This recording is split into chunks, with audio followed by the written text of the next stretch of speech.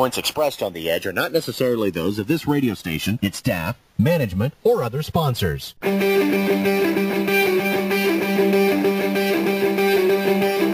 It's time for the Edge Radio broadcast as we discover the truth together.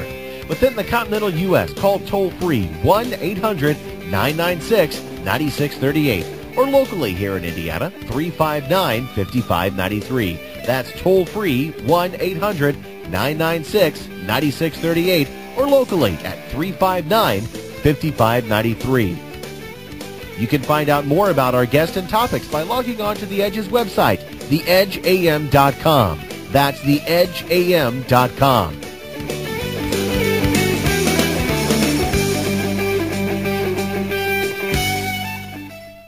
Thursdays on The Edge.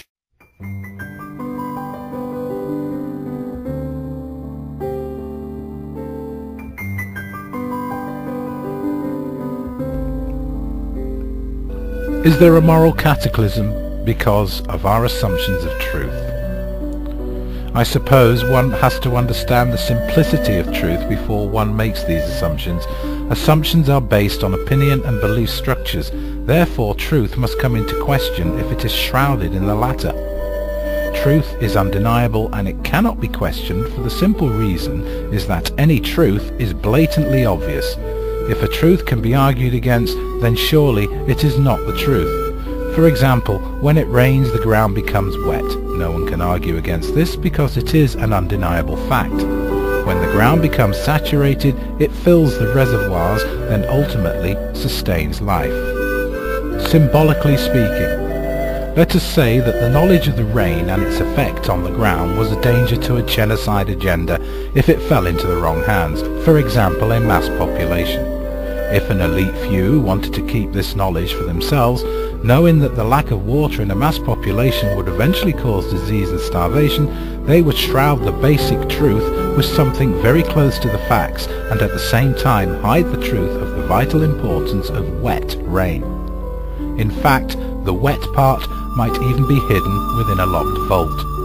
The human mind, however, is skillful at discernment, and of course the mind will soon work this out, so the lie has to be so close to the truth that it appears to be the truth, but the only truth they want the mass to know. Okay, it now rains, but the ground changes to a different colour. This is also true and undeniable, but when it rains on different surfaces, the ground colour is different also. The emphasis of rain has now been drawn toward the colour. Apart from the fact that wet is hidden, there is another major problem. People may become adamant that their rainfall ground colour is the most important, and this could lead to fundamentalist arguments and war over who is right. By now, the elite few are happy because the mass is fighting among themselves over the belief in their colour, leaving the elite to keep their sustaining wet to themselves. The deluded mass will think they are happy because they can experience the vital rain, and they will think it a just cause to fight for the truth of their ground colour. What would happen when a free thinker comes along and explains that the ground colour is not important, but the colourless, almost invisible, opaque stuff on the surface is? The free thinker will be scorned. They will probably say, how dare he question our beliefs, he is most definitely deluded. Can he not see the colour? Look, the colour is there for all to see. The see-through stuff is of no importance, there's no colour to it. In fact, it is so lacking in colour that it only creates mud. We don't know why it creates mud though, although there are many theories about this. All this myth, all this belief, just because the mass has only been fed part of the truth. If they came to the realization that the wet is the real truth of their sustaining life force, regardless of whose ground it falls on, they would live longer, more fulfilling lives, and the elite's power over them would disappear overnight. The elite do not and will not have total control over the rain and how it acts on the various grounds of the masses. It is a physical impossibility. It is a physical impossibility because all the mass need to do is stand outside and experience the rain to realize they have been getting wet all the time, symbolically speaking.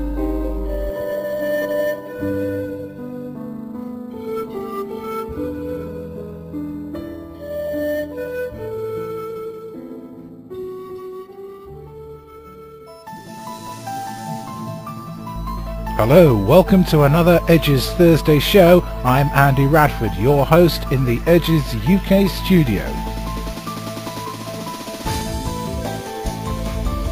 On the show this week, Edge correspondent Stuart Harrison speaks to Sherry Schreiner.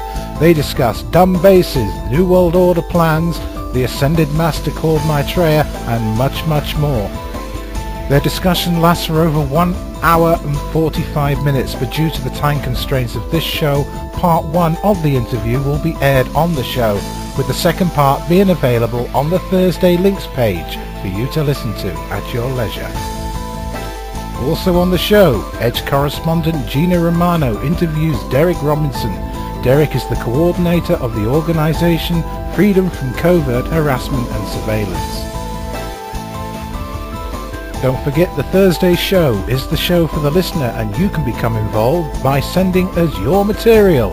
Just look for the Play Your Audio link under the main media player on the Edge's homepage at www.theedgeam.com. The Edge's correspondent list is growing, and if you want to be part of this list, just go to the homepage, and under that same media player you will see the link "We are looking for Edge correspondents." Just click that and read the information that comes up on your screen. There's a lot of information to get through this week, so we'll go straight to Gina's first guest, Derek Robinson. Millions of people across the world are being targeted for harassment in various forms by a growing number of harassment groups. Citizens are being watched, followed, monitored and tortured, their private lives invaded, ruined, and many kept in virtual isolation from friends and family.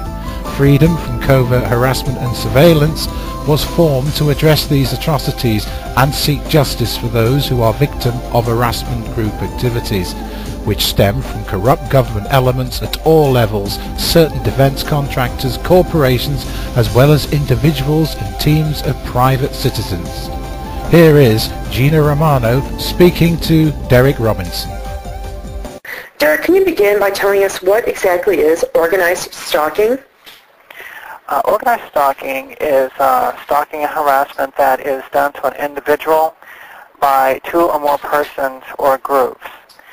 And basically what happens is they target an individual, they're followed, they're monitored, everywhere they go.